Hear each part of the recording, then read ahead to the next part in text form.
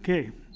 Good evening. Welcome to the July 15th, 2020 Planning Commission meeting. Please note the meeting is being attended by the Planning Commission and the applicants both via teleconference and in person.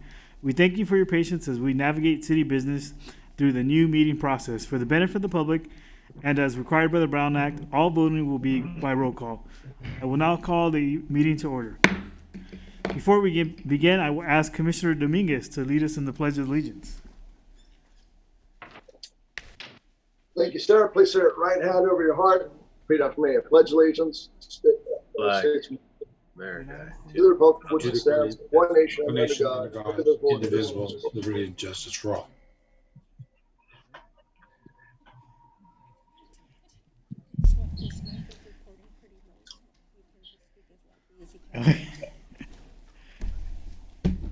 Thank you, Commissioner Dominguez. Yes, sir. Okay, planning, Secretary Kavanaugh, can we have a roll call, please? Commissioner Dominguez, Present. Commissioner Owens, Present. Commissioner Spathopoulos, Present. Vice Chair Fermetta, Present. and Chair Duarte. Present. Okay, now's the time for announcements. We'll take turns asking if the commissioners have any announcements, agenda items, requests, or meeting reports. Commissioner Dominguez? None to report, sir. Commissioner Owens? I have none. Thank you, Mr. Chair. Commissioner Spatos? Nothing to report. Thank you. And Vice Chair Fermetta? I have none. Okay, I have none. Now going on presentations, Mr. Schindler, is there any presentations for tonight? No presentation tonight, Chair Duarte. Okay. Director Schindler, are there any city council actions to report? Yes, thank you, Chair Duarte. Last night at the City Council meeting, the council approved the zone change for 9432 Telegraph Road, and that was the change of the PB zone to the C2 zone to facilitate the development of a medical office building. That item was approved by the Planning Commission a few meetings back. The City Council also approved the speaking times, specifically the speaking times for the public at our meetings being reduced from 5 minutes to 3 minutes, and that's to align with the council's meeting protocols as well. And that was also approved by the Planning Commission a couple meetings ago. And lastly, the City Council received and filed the downtown parking study, and that presentation was provided to the Planning Commission as well. And that concludes my report on council action.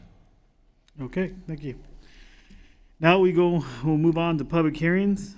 Now's the time for public hearing PLN-20-0042.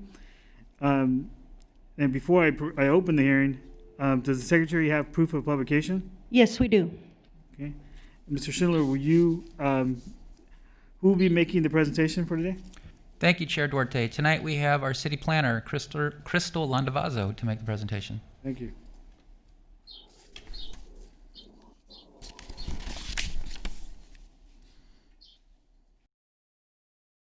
Chair and Planning Commissioners.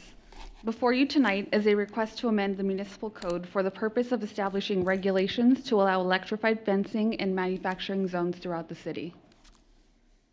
The applicant is seeking the code amendment to introduce installation standards that were adopted by the California Senate Bill 582. This bill was adopted to provide consistent installation and safety standards that could be used by jurisdictions that choose to allow such fencing. This bill did not require that all cities allow electrified security fencing. The applicant's request and proposed code changes are displayed before you and were included as an attachment to the staff report. Essentially, the proposed amendment would allow electrified security fencing subject to an administrative review, the installation standards shown on the screen and included as your attachment, and would permit up to 10-foot tall electrified fencing around the perimeter of a property. The applicant states that this amendment is required to provide security measures for manufacturing businesses within the city. The proposed code will require additional fencing to be located in front of the electrified fencing as shown in the diagram, and significant signage will be required to warn the public of potential danger. The existing municipal code currently explicitly prohibits the use of installation of electrified fencing.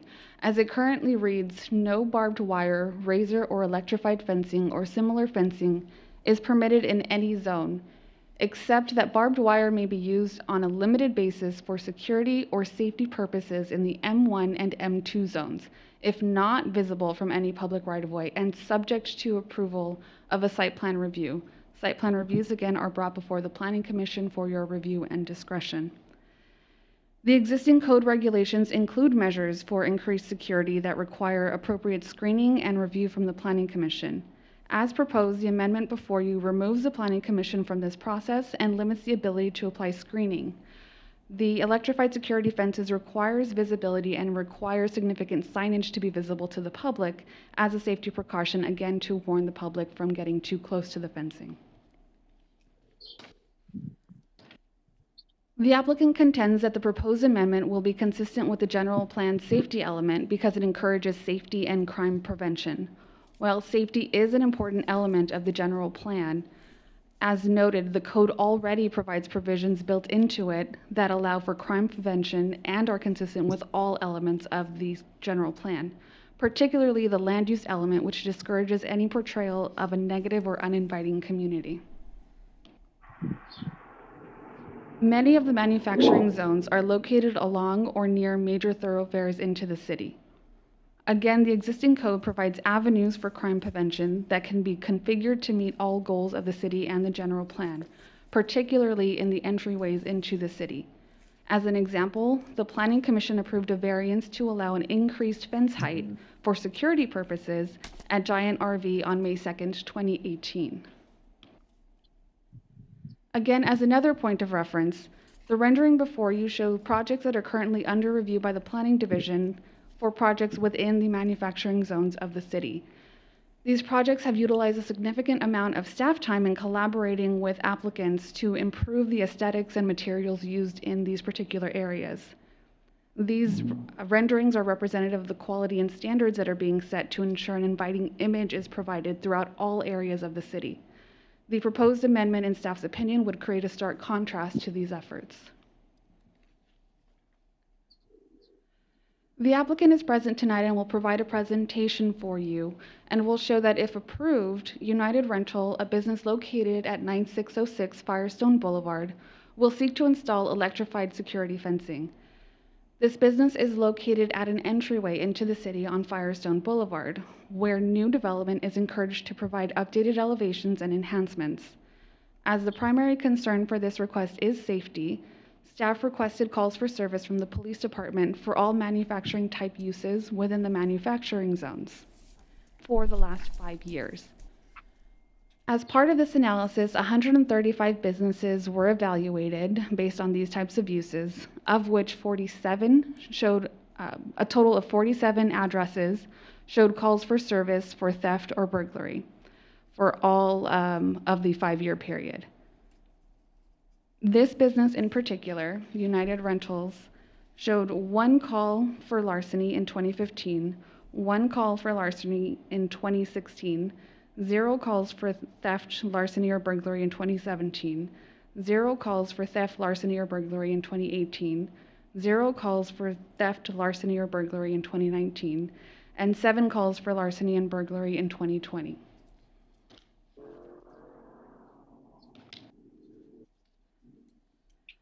The Development Review Committee reviewed the proposed amendments and identified concerns over the proximity of electrified security fencing to the public rights-of-way, the need for signage to ensure public and officer safety, as well as maintenance concerns.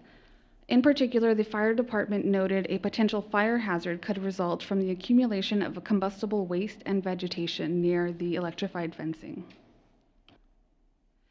The Planning Commission is a recommending body for a municipal code amendment. Therefore, staff requests that the Planning Commission adopt the proposed resolution recommending the City Council deny requested municipal code amendment PLN 20-00042. This concludes staff's report, and I'm available for any questions. Thank you, Chris. Commissioner Dominguez, do you have any questions? I just want clarification. We are making a decision here not specific to the applicant, but rather to the proposal for amendment of the zoning. Is that correct?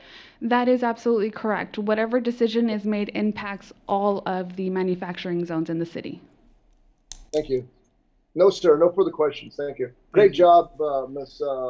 Landavazo. Thank you, Commissioner Dominguez. Commissioner Owens? Yes, thank you, Mr. Chair. Ms. Landavazo, so it's my understanding that on the case by case, like you had pointed out, Giant RV, we were able to do some things with that owner in order to provide, additional levels of security for that business. That's true with every applicant, right? That is correct. There are different avenues and different items built into the code that we can explore with an applicant if a business owner does come in and express security concerns. Okay, and then of course, like Commissioner Dominguez had just pointed out, this is to cover all applicants with changing language in the current code with this zone amendment. All right, thank you very much. Commissioner Espatos? No questions. Thank you. Vice Chair Fermetta? Hi. I do have a question. One of them was the same one as Stephen Dominguez, which you already answered.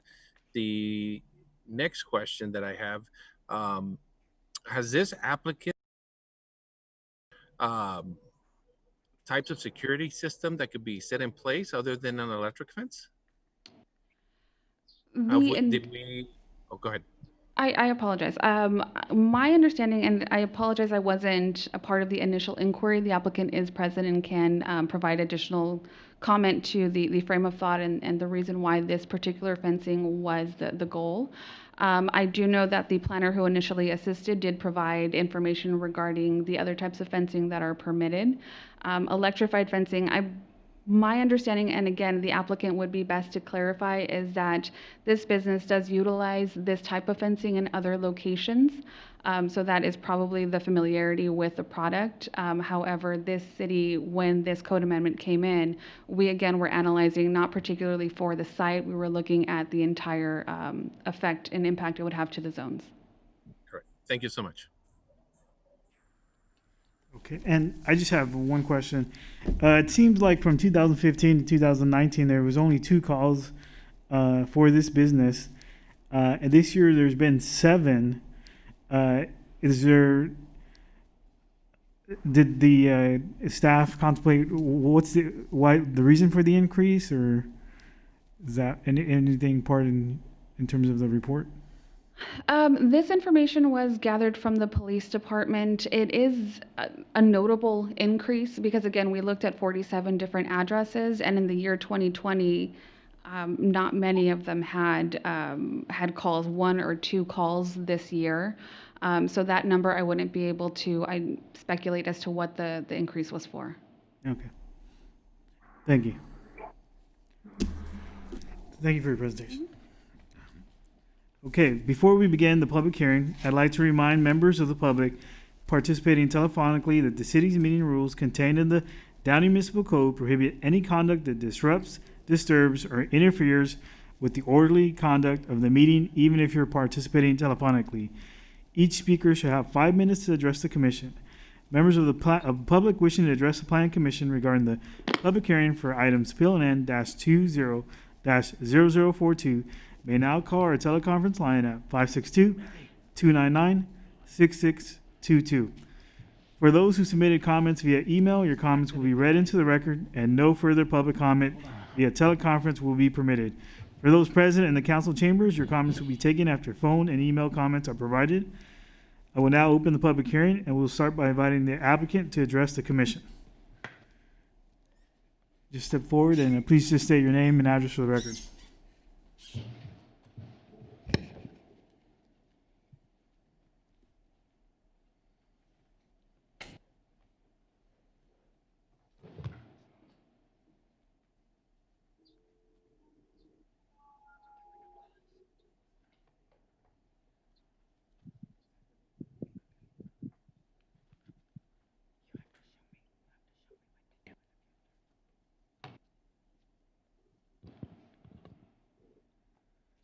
Good evening, Chairman Duarte, Vice Chair Frometa, Commissioners. Thank you very much for this opportunity. My name is Keith Kaneko. I'm with Amarok LLC, the applicant.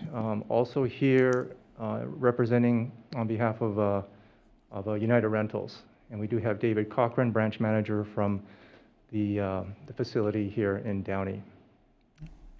First of all, I'm going to jump into a presentation here in a minute.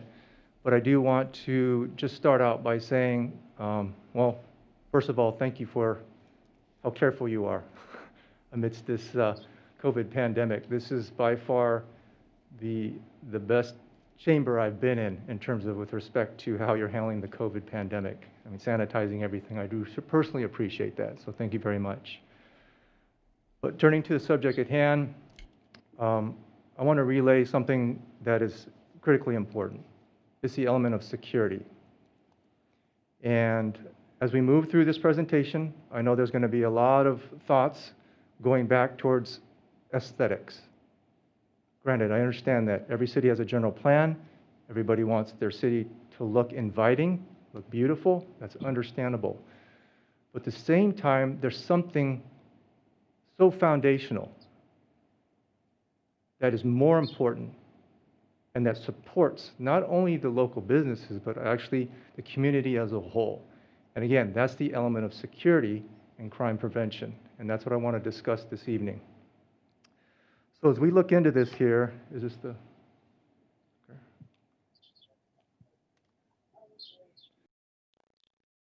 Okay. For a zone code text amendment. And as we look here, just to give you a quick background on our company, we're not a new company. We've been around for decades. We have thousands of installations across the U.S., 500 permitted installations here in California. Many of those here are right here in Southern California. We are in the business of perimeter security.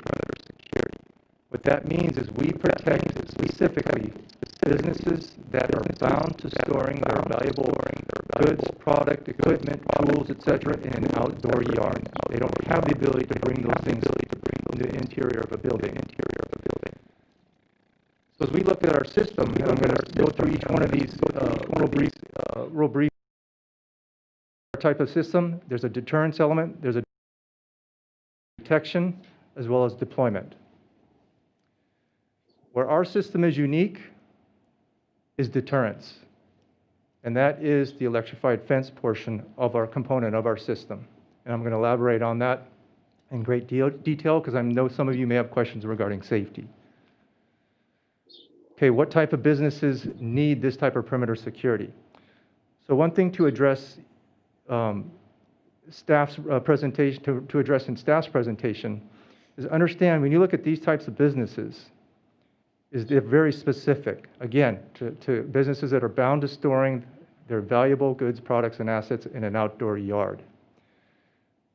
I understand you have some new development going on here in the city. Those beautiful manufacturing, zone kind of warehouses, that is not the type of business we protect. The businesses we protect are those like United Rentals that have an outdoor yard. So keep that in mind as we go through this, to kind of keep it in perspective of what we are proposing here. There's a whole host of different types of businesses, and we serve them in many different capacities. Our company, we serve from a mom and pop operations all the way to Fortune 50 companies, FedEx, UPS, United Rentals. We are their security partner. We have installations in many places throughout California. So again, your respected local businesses, they need crime prevention, not crime reaction. So I'm going to make reference to some alternative types of security, but you'll find all of those are reactive. Okay, so understand our system is highly focused on prevention and being proactive. So let's take a look at a case at hand here. United Rentals. They sent these in. They do have video surveillance. The criminals don't care that they're on video. There's a gentleman there in red, criminal, there with cabling on his shoulder, very expensive copper cabling, cut off a tens of thousands of dollars worth piece of equipment, damaged it, and now is walking out of the property. Video surveillance has not stopped them. Complete disregard for being watched. Again, they know these cameras are there. They don't care because they can get in and out of there before the police can get there or any call can be made. And this is happening time and time again. We take a look here, another image here. They are breaching the perimeter barrier, not necessarily by climbing over. Most criminals doing this type of theft, they are cutting through or breaking the welds on fences to get through. They go the easy path. They don't want to have to climb over something. They just are going to cut right through. So understand, a taller fence does not help at all, whatsoever. It just means they have to climb an extra foot or two, and they will. Or they'll just cut right through the front of it, which is the case here with United Rentals. So we talk about police reports. Commissioner asked the question, why is there, an escalation in police reports this year? Well, understand, police reports are not the only criteria by which that determines whether a business is suffering from crime. United Rentals is self-insured. So they, and many other large companies are, if they have theft on their property, quote unquote smaller theft, they may not report it to the police. They may just carry on, clean up the mess. Unfortunately, it's costly, but they go on their way. So not every incident is called into the police. But this past year, the incidents have been bad enough where United Rentals felt inclined to call PD out to these sites. So my point here is that it is escalating. And I want to put an overlay here. This COVID-era pandemic, commercial burglary is skyrocketing. Absolutely skyrocketing right now. You look at LexisNexis, you look at neighborhood crime mapping, every single city in the state of California is seeing a rise in commercial burglary. It's an unfortunate reality. The criminals are using this pandemic, this era, they're using it to their advantage. And unfortunately, the businesses are suffering. So we are talking about perimeter protection. And I'm going to jump into some details here about our system so you have a full understanding of what's being proposed. And then we'll also kind of finish off by talking about some aesthetics and then also some things to address staff's concerns. Okay, let's get back to the four elements. Deterrence. That yellow two-sided sign, multilingual, that is a major deterring factor. Nobody wants to take a chance of getting a shock. The sign definitely has a psychological impact on any criminal that's checking out the property. Now, with respect to that, if someone is so brazen to still cut through the perimeter barrier and contact the fence, the security fence, they will receive a momentary shock. But before I talk about what it feels like to be shocked, I want to explain to you and make sure you understand, nobody, law-abiding citizen, just walks up and touches the electric fence. The security fence is always on the interior behind an existing perimeter barrier. Fence, wrought iron, chain link, whatever the case may be, and thereby disallows anyone from just walking up and touching it. Anyone who touches the security fence made a concerted effort to cut through the perimeter barrier. Cut through, climb through, dig under, whatever the case may be. The bottom line is they have to trespass, illegally trespass, before they come in contact with the fence. Okay, so let's talk about the defense element. Practically what this means, so the system is a loop wire system. That's what the security fence is. It sends a pulse of current through the system, through an entire loop, and it comes back to the brains of the unit. The brains of the unit literally is an alarm system. There's some energizers. That continuity sends a pulse, basically a 0.003 third of a second pulse. What does that mean? It's akin, the duration is akin to a static shock. So erase from your mind any thoughts of locking on, muscle contractions, effects on the heart. No. It is literally like you on a Santa Ana wind day walk up to your car and go, pow! And you're like, whoa, that's the duration of shock here. Every 1.3 seconds, it sends that pulse. So if you think about it, it's tick, tick, tick. That's when it's sending the elusive pulse current through the system. Conceivably, you could grab, touch the wire and let go and not get shocked if you touch it within those 1.3 seconds. But that 1.3, that's to comply with these international safety standards, which I'm going to elaborate here in a minute. So understand, and I'm going to elaborate, that this system is medically safe. Okay, so understand there's a deterrence element, defense element. And then we can move to the next slide here. Detection. Fundamentally, this system is an alarm system. This component operates just like your home alarm system, ADT or whoever you may have. This system, when it senses multiple, we usually have it set to 4 or 5 pulses. If it receives either no current return to the brains of the system or reduced voltage, it will go into alarm mode. It's connected to the cell network. It makes a call to a monitoring service, who then picks up the phone, and unfortunately, it'll be David Cochrane that gets a call at 2 o'clock in the morning saying, we detected a breach on Sector 1 of your property. Please verify and let us know if you'd like to call law enforcement. That's important. That last comment I made is super important, and the reason for that is the onus is upon the business to verify the alarm. This is not an alarm system that just calls the police, at every single alarm incident. It must be a verified alarm.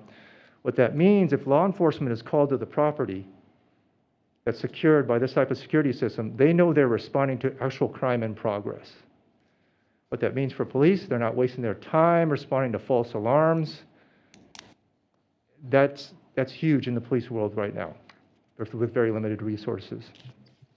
Our company is licensed by the Department of Consumer Affairs as an alarm company operator. There's our license.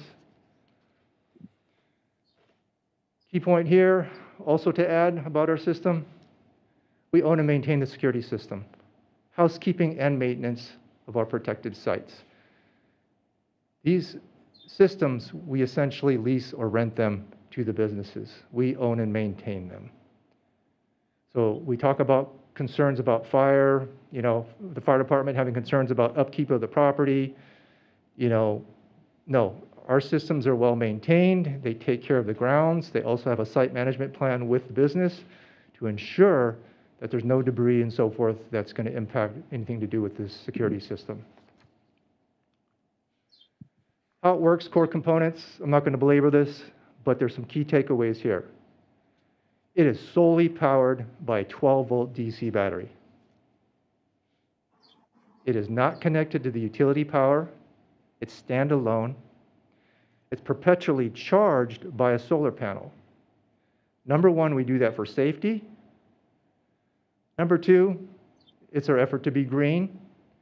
Number three, it's also for security. If the grid goes down, the security system doesn't go down. The bad guys cut the main power, they can't take down the system. This is standalone, operates by a 12-volt DC battery, the same type of battery you can go to AutoZone and pick up. That's what charges the system. Yes, how do you get from 12 volts to 7,000? Well, there's the energizer. That's what ramps up 12 volts to 7,000 and sends that millisecond pulse of electricity through the system every 1.3 seconds. Alarm panel unit, that's what connects to the cellular network, as well as there's an emergency shutoff, which I'm going to quickly talk about here in a minute, and of course the security fence. covered this already. Solar charged battery, not connected to mains power. We like to say we were green before green was cool. We've been doing this for decades.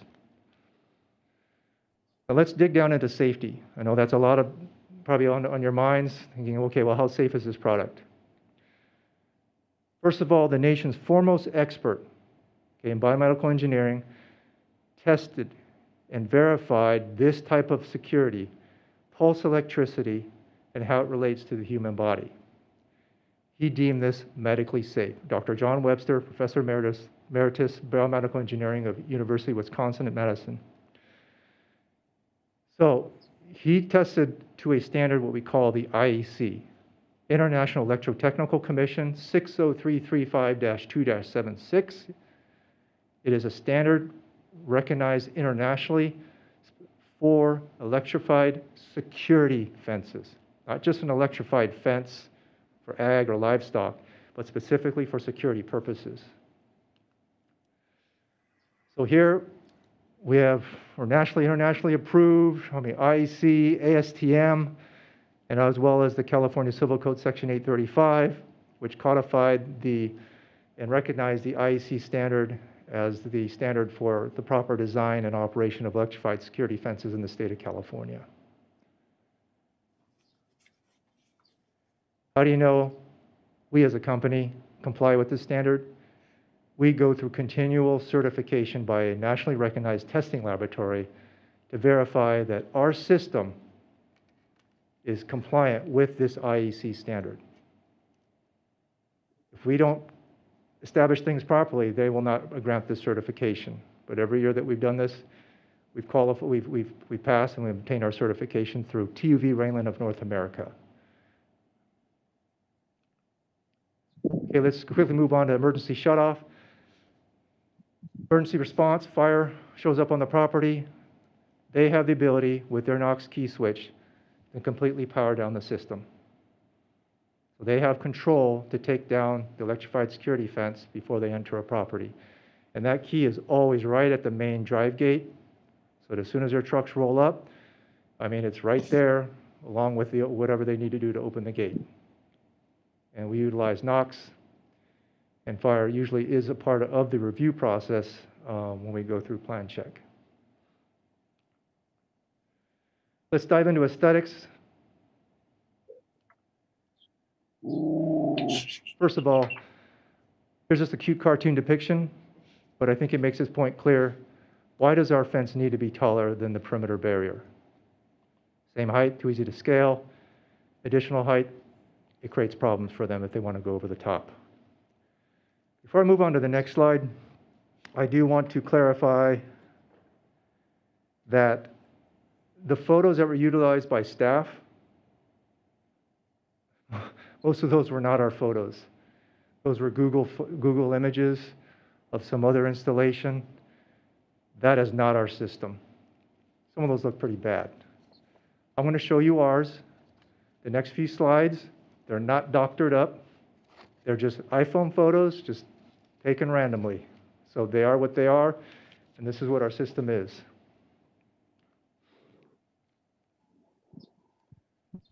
Our system is very visually transparent. We look at the entire kind of length of a boundary where we secure. That's it. Fiberglass poles or the intermediary supports. At the corners, we do have steel posts, and those are to tension the wires, but they're only at the corners of the property. Corners or anywhere there's hard angles in the change of direction in the fence. But like the full frontage of a property, that's what you're looking at.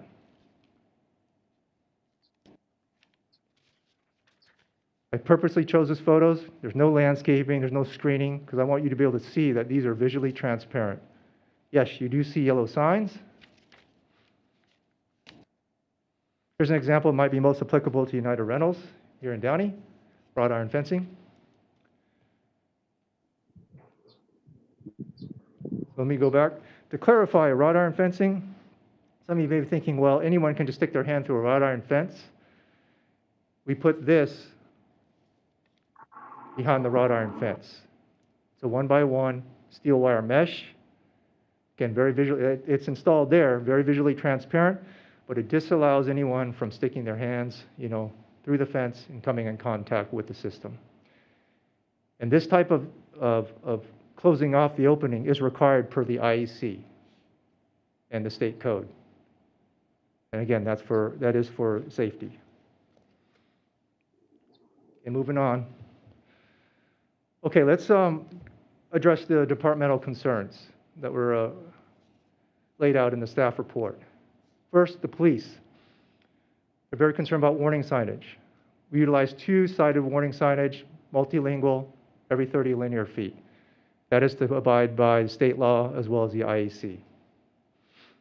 Now, public works, proximity to the public right-of-way. Again, the security system is required to be installed on the interior of a property, okay, behind an existing perimeter barrier. Nobody touches it unless they've trespassed. Okay? Also, the system is only activated during non-business hours. That's very important. They're trying to protect us through the night. Fire, good housekeeping maintenance. I know I touched on this already, but again, there's weed abatement as part of the site management plan. We own and maintain the security system. And certainly if a language needs to be added to specify that ongoing maintenance must be conducted, that certainly could be added to the proposed language in the code amendment.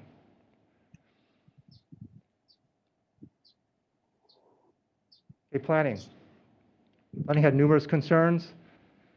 First, I'm going to mention, so your fence code was last updated in 2009. It was prior to the enactment of Civil Code Section 835, which was enacted January 1st, 2016. So my point here is that Civil Code Section 835 addresses electrified security fencing. I could understand why a lot of cities certainly did not want just random electrified security fences in their city. And a lot of time is referenced to just going down to the local farm supply store and picking up a livestock fence and then some business putting it around their property. That's understandable. But my point here is things have been updated. We've evolved, our system has evolved, and now we have a state code recognizing and differentiating the difference between just a standard electrified security fence, which is covered under the Ag Code and covers livestock and animal containment, versus security electrified security fencing via Civil Code Section 835. Next, I want to talk to you in a practical sense. So there's some discussion about alternative, a 10-foot fence, okay, with barbed wire. I can honestly say, again, 10-foot fence does not increase security at all. It just, if they decide to climb it, it's an extra couple feet, but truthfully, they always just cut right through the middle of the fence. And we talk about barbed wire, that is more of a visual blight than our system. So I can't tell you how many times I have had this presentation and even reference maybe some local sites where planning commissioners, city council members didn't even realize that, whoa, never even saw that. You don't see our system unless you're actually looking for it. Barbed wire, you see that, the way it's configured. And let's talk about injury. I didn't dare put images up here of injuries from a barbed wire fence. It's horrific. Our system, I've been shocked numerous times. It hurts, it's not pleasant, it's a memorable experience. But I don't have any scars, doesn't draw blood, and it drop to the ground. Again, it is a deterrent because it's not fun because it pops you real good. But again, it does not injure you. It's medically safe. And our last point here I want to make with regard to the general plan. I know there's a lot of elements in the general plan that talk about aesthetics, understandably, as I mentioned before. But there's a critical element here in your own general plan regarding police protection. And I carved out those two sections. And the most notable senses, however, recently crime levels have started to increase. And this was written before the era of COVID. I would say that's now drastically increased, emphasizing that the city must continue to provide resources to deal with crime. Two keys to deal with crime are to provide adequate resources to respond to calls and to adopt measures to prevent crimes from occurring. Our system helps law enforcement. It enhances livability of communities because it discourages criminals, often who probably come from outside of Downey, to come here and have a target on a business, local business. So in that sense, you keep the bad guys out, the livability of your city increases. I know it's hard to grasp. We all like to look at kind of what's right in front of us, the aesthetics, but truthfully, if you don't have criminals coming to your city, that is an enhancement. Last one, preventing crime before it occurs benefits the city in terms of saving of direct costs of providing police and court services, as well as the improved lives of individuals, quality of life to the community, and the image of the city as a safe place. So keep that in mind, that we're talking about crime prevention. So that's listed right here in your general plan, and that's what this tool does. This is a security tool. It's not going to happen everywhere in your city. As I mentioned before, it's only going to be specific types of businesses. So in closing, I do want to thank you for this opportunity. I understand with the ordinance that we presented is kind of best case, for the best case in terms of security. But I open this to the city that, you know what, if we need to make some adjustments to the code and to the proposed code amendment language, certainly willing to work with staff and the Planning Commission in that regard. Thank you very much. Thank you for your presentation. Commissioner, now with questions here. Commissioner Dominguez, do you have any questions for the applicant? Good presentation. Liked all the math, all the physics. How many amps does your system put out? It is less than 10 amps. 10 amps or 10 milliamps? Excuse me? Yeah, Was you able say to hear 10 amps, 10 milliamps. 10 amps.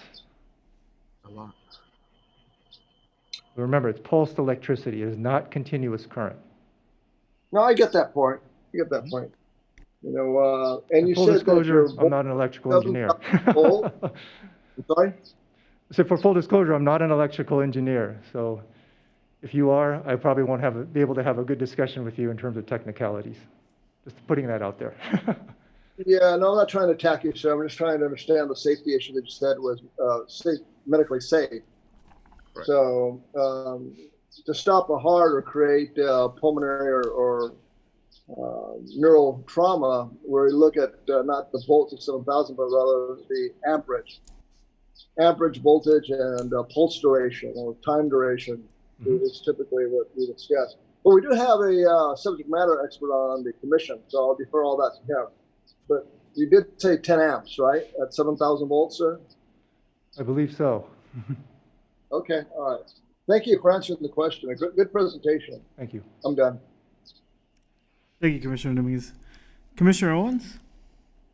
I have no question at this particular time. Thank you, Mr. Chair. Thank you, Commissioner Owens. Commissioner Spatos? Question in regards to the incident reports. From what we were told, it looked like the years leading up to 2020 was fairly calm. In 2020, all of a sudden, the first 6 months of the year, there's an explosion. There's 7 calls. Are those business-initiated calls? So would it be United Rentals calling the police on burglaries or thefts? And if we have the information, can you elaborate? Were they all, compromised thefts? Probably that answer would be left best for Mr. David Cochrane from United Rentals. He's here in attendance. Okay. Thank you. Okay. No more questions. Thank you. Vice Chair Fermetta? Yes, I actually had the same question as Dominguez, which was with the amperage, because the amperage is what kills an individual, not actually the voltage. Um, so you said 10 amps. The other question is, I saw in your presentation, very good presentation, by the way, you had a study from a biomedical individual in regards to electrified fencing. I don't believe that was added to the packet, because I'm curious to to see how that came to the conclusion that it's medically safe for an individual if they get shocked with your fence. I find that a little hard to believe. Is it by touch? If the amps or you get electrified when you touch this, for example, in the head, does that have a different effect? So I'm curious to know that that just triggered my thought with your presentation in regards to the biomedical study. I don't know if you I have can certainly anything provide that. more on that, but I was looking through the packet during the time you were giving the presentation. I didn't see anything in regards to that. I can certainly send that to staff, who can then send it to you. Okay. I have no further questions at the moment. Thank you, Vice Chair Fermetta. I just had one question in terms of aesthetics. I think when you put the slides up, I didn't see the signage of, how far apart would it be? So the signs are about the size of 8.5, 11, about this big. Okay. You don't have you don't have any diagrams or pictures depicting that? Oh, that's the signage right there, the yellow That sign? one in the bottom. Yes. Now, do understand that if aesthetics are concerned, like along the street side, the standard does allow us to go down smaller, 4 by 8 inches. So just understand that, if that size of sign you might think is concerning from an aesthetic standpoint, we can go with smaller signs. But certainly along the sides and the rear of the property, we would like to use the bigger signs just to make it more notable. Okay. Thank you very much. I have one more. Oh, okay. Commissioner Dominguez. Sir, thank you, Mr. Chairman. Sir, where in our locale do you have any fencing that you can point us to? Well, thank you. I'm glad you asked. So here's a listing. We have permit installations in Montebello, Signal Hill, Buena Park, La Mirada, Vernon, Santa Fe Springs. I kind of chose those as kind of the more local here to Downey. And with that said, understand that some of these cities actually have moved forward with the state code where we didn't actually even have to amend their local municipal code. But certainly we're willing to work with the city in that regard.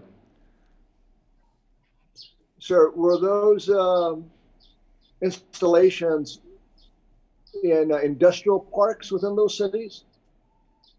No, it varied from industrial areas to commercial areas, just depending on the customer. I mean, so for example, commercially zoned types of businesses would be like automotive repair, body repair. Those are typically not necessarily in industrial, but maybe more in commercially zoned areas of the city. We have Service King, we have Caliber Collision. We are a national security partner for them. They're some of our national accounts. And we do have those in some of these cities. So it's a wide ranging from commercial as well as manufacturing and industrial zoned areas. Thank you, sir. I have one last question.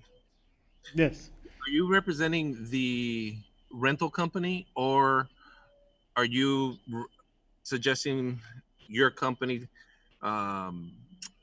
fencing in the city to change the code so you can install your fencing within the city?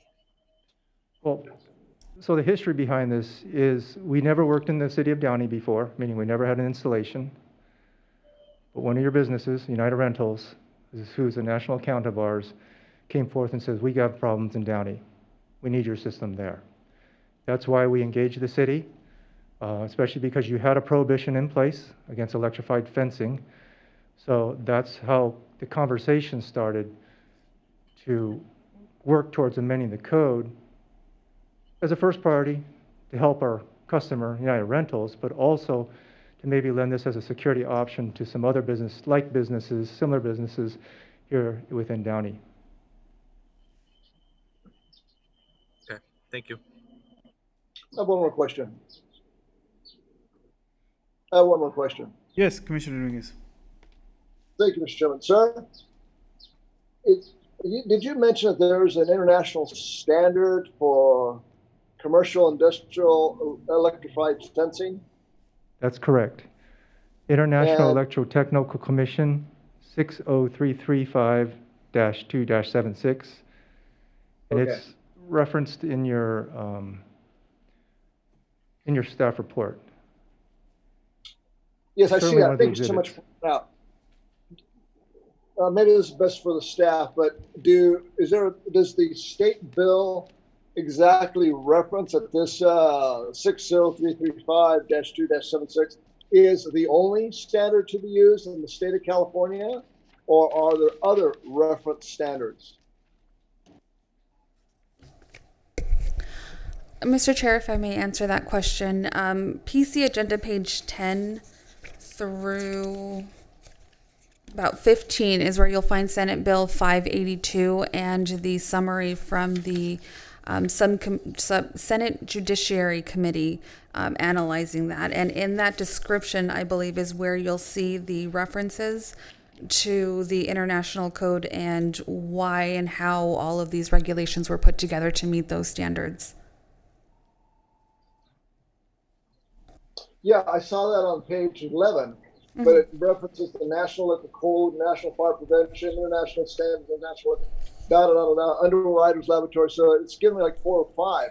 Are you saying there's one specific one, Ms. Sandazano, or are there multiple standards that can be used? I can answer that. That was Page Sure. 20. What is applicable for the local jurisdictions are the regulations that were put in place by Senate Bill number 582. All of the other international standards have been in place. However, as the Judiciary Committee summary identifies, is that because there were different boards and different committees that had standards, what the state did through this Senate bill is compiled those, set a standard of regulations for this state for any non-agricultural, non-residential properties that wanted to utilize electrified fencing.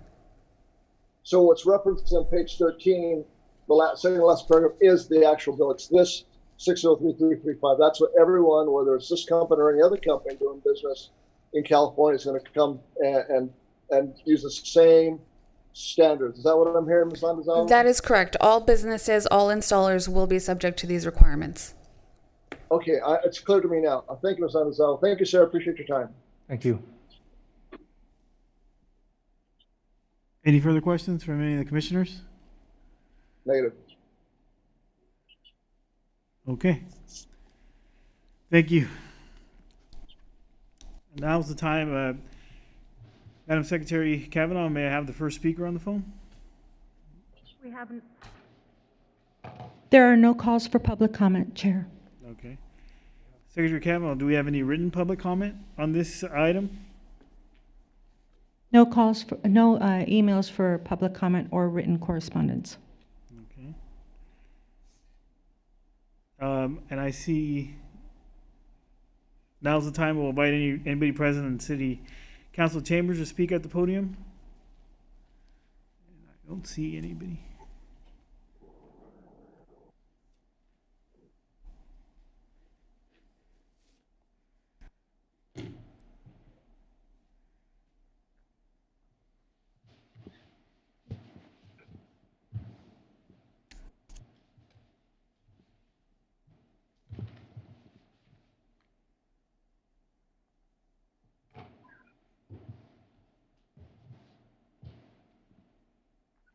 Please step forward, state your name for the record and address. David Cochrane. I'm the branch manager for United Rentals at 9606 Firestone Boulevard. Okay. First of all, thank you for your time and allowing us to talk to you. I just wanted to add a couple things. We showed that there were 7 police reports that we filed, but that doesn't really paint the true picture. I would say on average, we're tying up a lot of the Downey Police Department's time because they're probably visiting our site almost once a week, if not more than that. And the way that's happening is we've upgraded our security system with new cameras, new motion detectors, and that's a monitored system. So one of those detectors will go off. Somebody in the center will see what's happening. They'll look at the cameras. And I would say almost every time the police have been called out, it's because someone was witnessed in the yard. Usually from the time they see him, they call the Downey police. They'll then call me, tell me the police were dispatched. On average, it's about 4 minutes for the police to get there. And usually by that time, all but one case, the intruder was gone before the police showed up. The one time he was in there, they didn't see him. He was hiding. He saw the police and hid in an area where the police couldn't see him. In my opinion, I think the system we have now is okay, but it's not a deterrent. There's a homeless encampment just around the corner, and I believe that's where our visitors come from. Copper, as you know, is easily recycled. We use a lot of copper in our cabling. They'll come in, cut it off the generators, and strip the sheathing off and take it straight to a recycler to get whatever money they can get for it. And that's really all I have. You know, my job is to try and keep us profitable. We lose money quite a bit when this cable goes missing. It's not cheap. And we have had a few occasions where the intruder's been in the yard when our employees have had to come in early in the morning. Fortunately, there wasn't any confrontation or anything. The intruder snuck out. But they do sometimes leave us behind some unwanted presents in buckets, and so there's also a health hazard there as well. So, again, thank you for your time. Thank you for the report you put together. And if anybody has any questions, I'd be happy to answer. All right, thank you.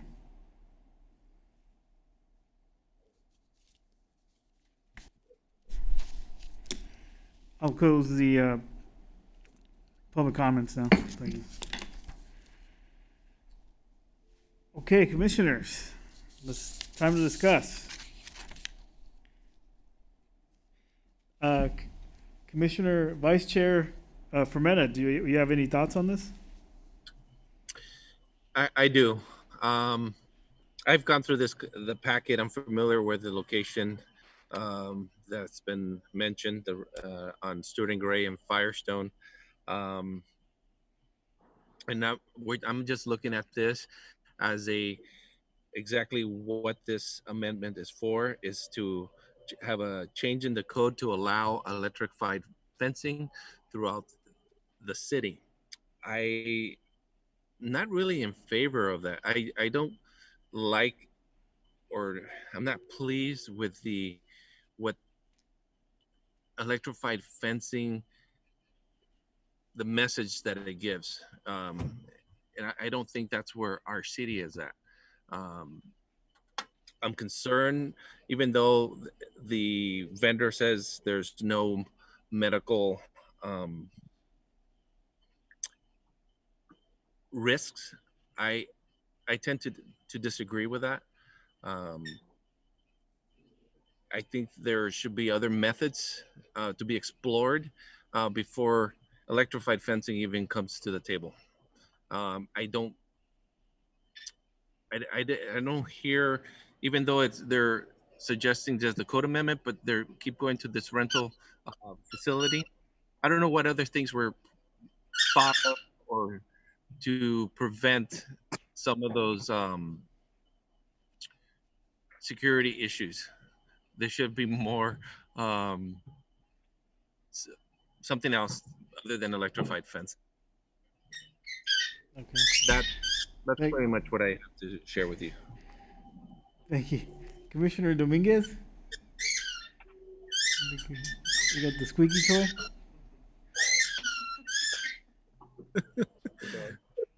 I think he's attending to his Sorry. pet. Yeah, my girl wants to play. Look, I totally understand the need for security. My practice has been broken into in the past, so I'm totally sensitive to immediate emotion of the crime, followed by the devastation of product loss and replacement, which is not immediate and can put the business up for a couple of weeks. I get it. I really do. I understand the need for it, so I support the need for it. However, I'm not sure I support this particular element of prevention or intervention. Like Commissioner Prometa, I'm a little concerned about 7,000 volts at 10,000 milliamps at a very short pulse. So it might be the pulse here, the pulse duration that the gentleman was referring to. But the voltage in milliamps is, well, that alone is high. But I'm not here to argue that point. I know that the district that I represent would not be in favor of something like this.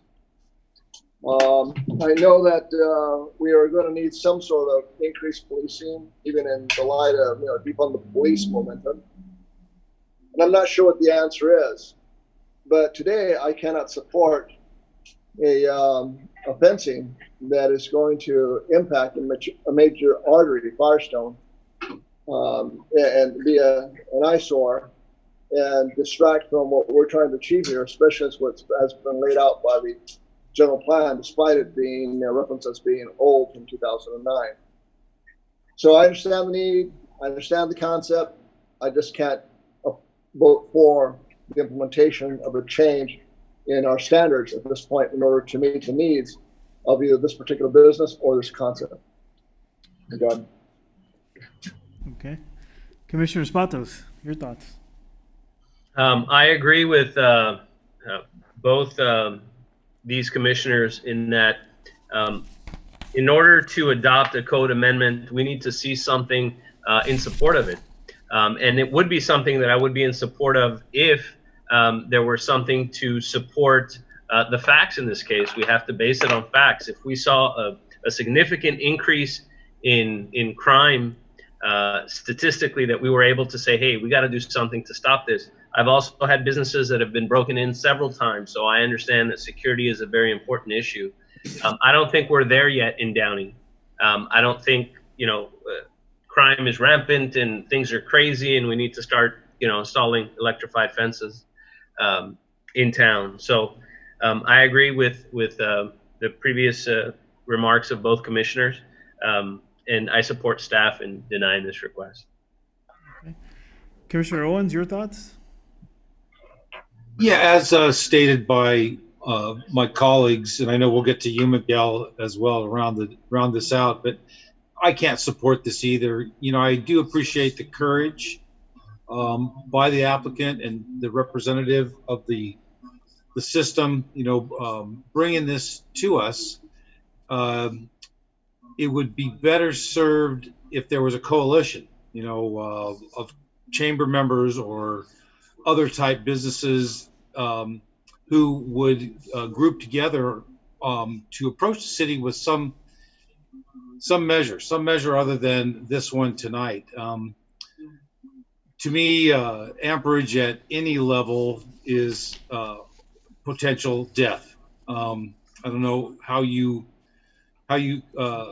explain the the science any other way. You know, it's about the persons involved, about the conditions around surrounding, and of course, about what you're introducing to both those things.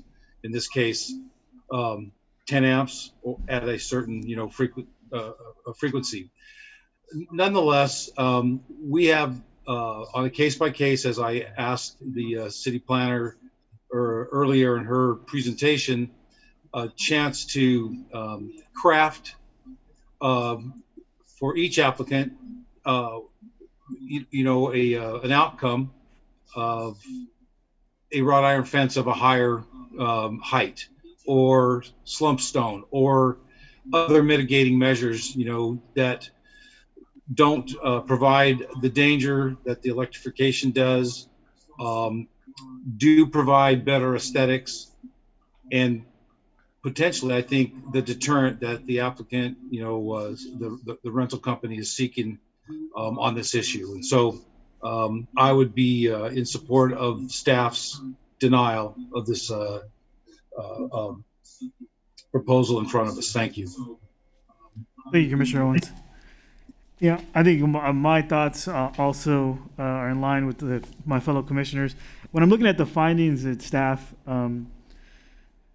wrote here on page 4, the A and the B, you know, I don't think, I mean, I think the findings support the denial here.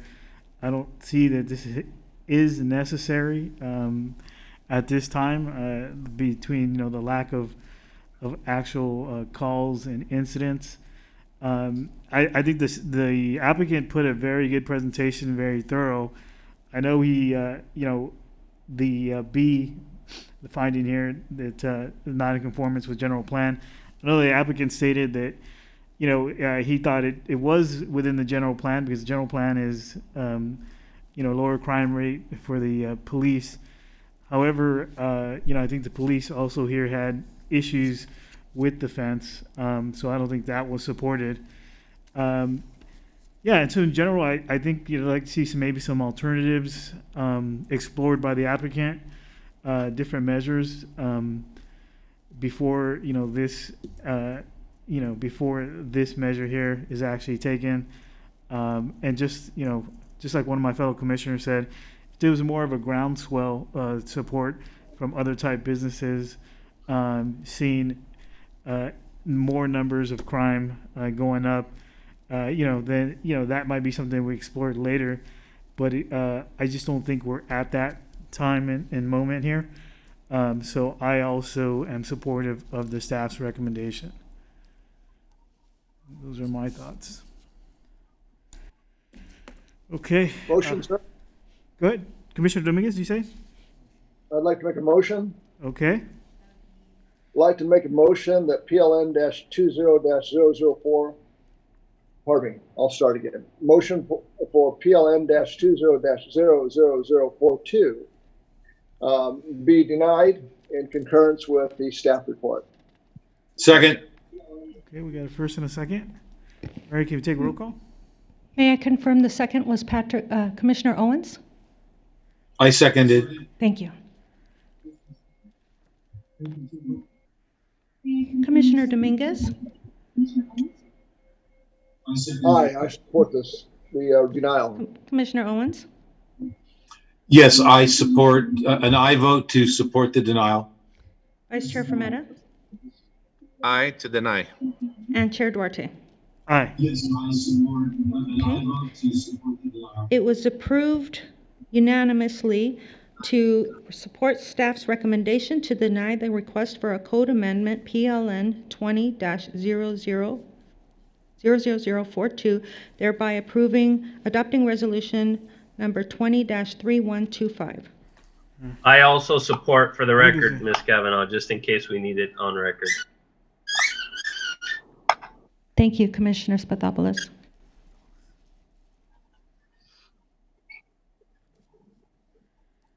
Okay.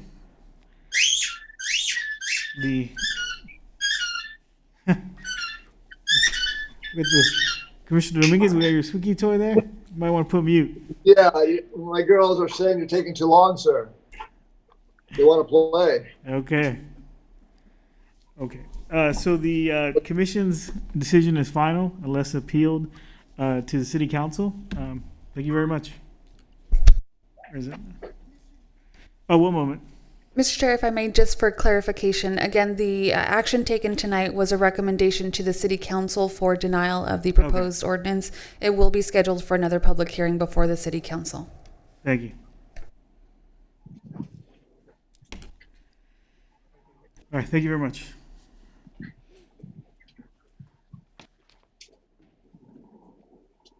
Okay, now it's time for non-agenda public comments. Before we begin the non-agenda public comment period, I'd like to remind members of the public participating telephonically that the city's meeting rules contained in the Downey Municipal Code prohibit any conduct that disrupts, disturbs, or interferes with the orderly conduct of the meeting, even if you are participating telephonically.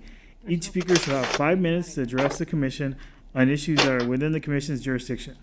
Members of the public wishing to address the planning commission regarding non-agenda public comments only may now call our teleconference line at 562-299-6622. For those who submitted comments via email, your comments will be read into the record, and no further public comment via teleconference will be permitted. For those present in the council chambers, your comments will be taken after phone and email comments are provided. Secretary Canwell, may I have the first speaker on the phone? We have no calls for public comment, Chair. Okay, do we have any written public comment on non-agenda items? There are no written comments for public comment. Okay, and I'm seeing nobody here present in council chambers. So I will now close the non-agenda public comment section. Similarly, now going on to the consent calendar item. Before we begin the consent calendar comment period, I'd like to again remind members of the public participating telephonically that the city's meeting rules contained in the Downey Municipal Code prohibit any conduct that disrupts, disturbs, or interferes with the orderly conduct of the meeting, even if you're participating telephonically. Each speaker shall have 5 minutes to address the commission on consent calendar items. Members of the public wishing to address the planning commission regarding consent calendar items only may now call our teleconference line at 562-299-6622. For those who submitted comments via email, your comments will be read into the record, and no further public comment via teleconference will be permitted. For those present in the council chambers, your comments will be taken after phone and email comments are provided. Secretary Canwell, we have the first speaker on the phone. Chair, there are no calls for consent calendar comments, nor written comments or email correspondence. Okay. There are no, No am written? I looking at the agenda correctly? There are no consent calendar items. Correct. Correct, yeah. So I had no look- action. There's no Yeah. action. I had to look at that too, and there's nobody here in the president council chambers, so I will now close the consent calendar public comments. All right, now's the time for any other business. Does any commissioner have any other business they'd like to address at this time? Commissioner Dominguez?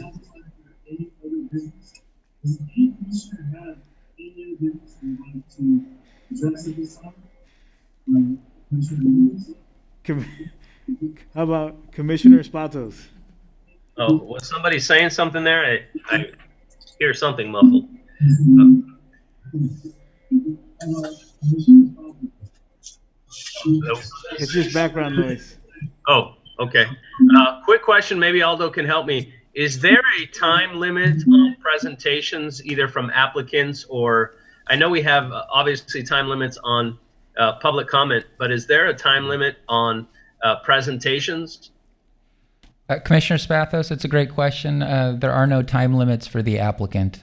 We think the applicant is vested on their side in terms of what they're presenting, so we want to extend that courtesy. Interesting. Okay, so in essence, if they come up with an hour presentation, there's no time limit. You can't cut them off. You have to allow them to finish. Yeah, that is an extreme example, but you're right. I would hearken back to the Reeves Mansion. That was probably one of the longer presentations that we had from an applicant. But at the same time, that project was worthy of that type of a presentation because we had a lot of information to disseminate. Tonight is an example of a well-organized presentation that did go probably about 20 minutes, but the applicant also felt vested in that, and so we want to extend that courtesy. The chair also has the discretion that if the presentation starts to get repetitive or redundant, the chair can step in and move the applicant along in his presentation. Got it. I Thank think you. Yeah, it's in the best interest of the applicant not to overdo it. So, Commissioner Owens? I have nothing, Mr. Chair. Thank you. Okay. And Vice Chair Fermetta? I have nothing. Thank you. Okay. And I have none. So now going on staff member comments. Director Schindler, do you have any staff comments? Yes, thank you, Chair Duarte. In light of the pandemic and the challenges that we're all facing, we have some fun public art that's going to be installed in our downtown in the near future. Last night, the City Council approved a public art plaza, and that's going to be located on the southwest corner of Downey Avenue and 2nd Street, right adjacent to the Porto's parking lot. You've got a landscaped area in there.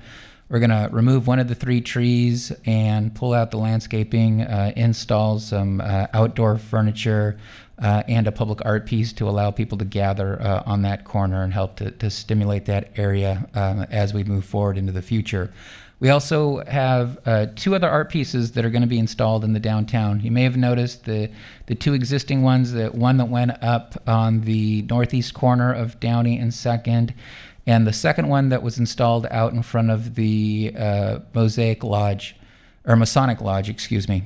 These last 2 pieces, one will be installed at the intersection of 4th Street and Downey Avenue, and the second one will be installed across the street in front of the Hall of Fame Deli, and we'll continue to pursue public art for our community. That concludes my presentation. All right, thank you. Mr. Chair, I have a question of Mr. Schindler. Yes. So that first location, 2nd Street, southwest corner, is that where from time to time a group of guys stand and smoke cigars and carry on and run court, I guess? Is that the same corner? Same corner. Area? You're referring to Mayor's Corner? Is that what it is? Yeah. All right. I just think it's I think that's blight. When I ride by there and I see all that, to me it's blight. Do you want to limit that to a non-cigar smoking corner, sir? Well, I think the addition that Mr. Schindler had just spoken to will enhance that area and maybe deter the smoking of cigars sitting there. Not that I'm against smoking cigars. I just think it's a bad look. So no electric cigar lighters. So you are very pleased with the new art coming in, I guess. All right, thank you. All right, thank you. Okay, with that, at 7:53, the meeting is adjourned.